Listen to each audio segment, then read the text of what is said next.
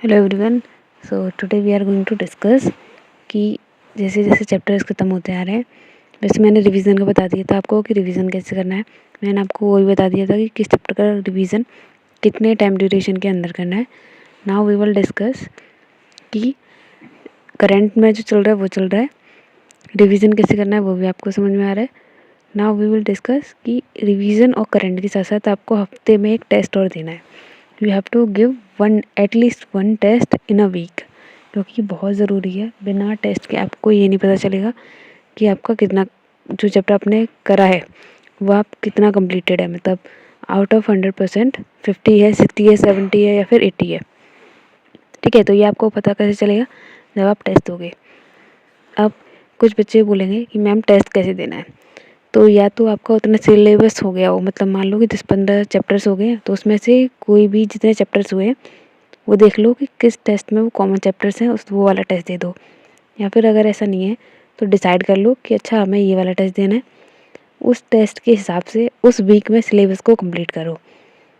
मान लो कि किसी टेस्ट में आ रहा है, बायो में आ रहा है ह्यूमन फिजियोलॉजी के 2 चैप्टर्स, एंड बॉटनी से आ रहा है इकोलॉजी के 2 चैप्टर्स। ठीक है, and same goes for the chemistry में से आ रहा है मोल और एटमिक।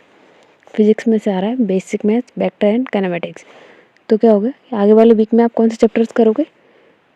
ह्यूमन फिजियो के 2 चैप्टर्स करोगे, इकोलॉजी के 2 चैप्टर्स करोगे, मोल कंसेप्ट करोगे, एटमिक स्ट्रक्चर करोगे, एंड बेसिक मैथ्स, वेक्टर और काइनेमेटिक्स करोगे।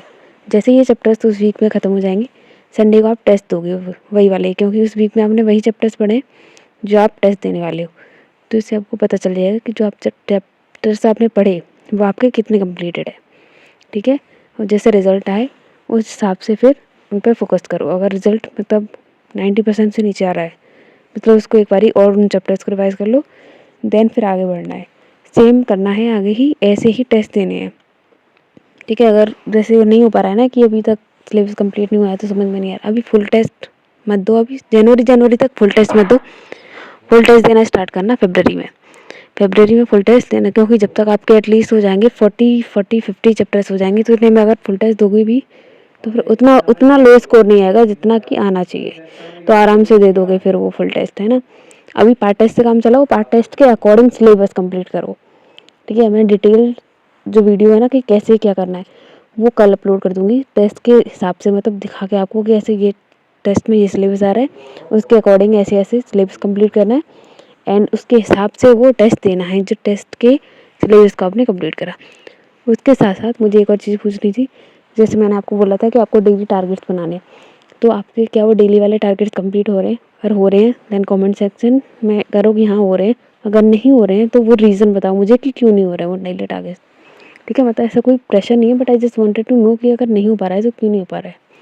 ठीक है, दूसरा मेरे को ये डिस्कस करना था, जब हमने ये स्टार्ट किया था तब हमने स्टार्ट किया था 8 घंटे से।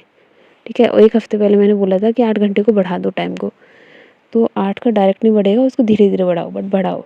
Okay, this is very important.